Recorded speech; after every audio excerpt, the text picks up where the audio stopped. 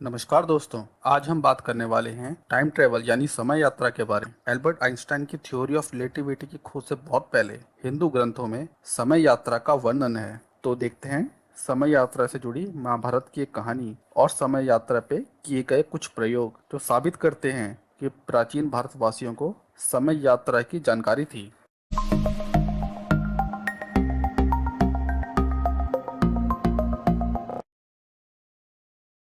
दोस्तों, हम सब जानते हैं कि समय एक सीधी रेखा की तरह है जो एक समान आगे चलती रहती है और समय में पीछे जाने का कोई रास्ता नहीं है। लेकिन महाभारत की एक कहानी में समय यात्रा का वर्णन है और बाद में हम उसे साइंटिफिक एक्सपेरिमेंट से एक्सप्लेन भी करेंगे।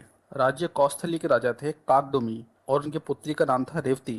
राजा ने अपनी पुत्री के लिए बहुत से वर की तलाश की पर उन्हें उचित वर ना मिल पाया। परेशान होकर उन्होंने ब्रह्मा से सहायता लेने का मन बनाया और ब्रह्मा से मिलने अपनी पुत्री के साथ वो ब्रह्मलोक चले गए। वहां ब्रह्मा संगीत सुनने में मगन थे, तो राजा ने सोचा कि उन्हें परेशान ना किया जाए और संगीत समाप्त होने का इंतजार करने लगे। जब ब्रह्मा से उनकी भेंट हुई तो राजा ने उन्हें अपनी व्यथा सुनाई। ये सुनकर ब्रह्मा राजा की मूर्खता पे हंस पड़े और बोले, हे राजन, तुमने जितना समय यहाँ बिताया है उस समय में पृथ्वी पे कई युग बीत चुके हैं। तुम्हारा राज्य, तुम्हारी पत्नी, तुम्हारे पुत्र और तुम्हारी संपत्ति सब चले गए हैं। लेकिन ब्रह्मा ने राजा को आश्वासन दिया कि उनकी पुत्री का विवाह उचित वर से होगा और उसका विवाह भगवान श्री कृष्ण के भाई बलराम से हुआ। तो दोस्तों, जिस तरह राजा काकडुमी ने ब्रह्मलोक पे कम समय बिताया और पृथ्वी पे अधिक समय बीत गया, इसे हम टाइम डायलेशन यानी कि समय फैलाव भी कहते हैं। समय को आप एक कपड़े की तरह मान सकते हैं। जब उसे किसी हिस्से पे दबाव पड़ता है तो वो अंदर हो जाता है। अगर दबाव ज्यादा होगा तो ज्यादा अंदर हो जाएगा। अगर इसे अपने ब्रह्मांड पे लागू करें तो जिस वस्तु का गुरुत्वाकर्षण बल जितना अधिक है वो समय को उतना अधिक मोड़ देता है और समय वहाँ उतना अधिक धीरे चलेगा। इसे साबित करने के लिए 1971 में हफेल केटिंग एक्सपेरिमेंट किया गया। इसमें एक जैसी दो एटॉमिक क्लॉक ली गई। उसमें से एक को प्लेन पर रखकर पृथ्वी के दो चक्कर काटे गए।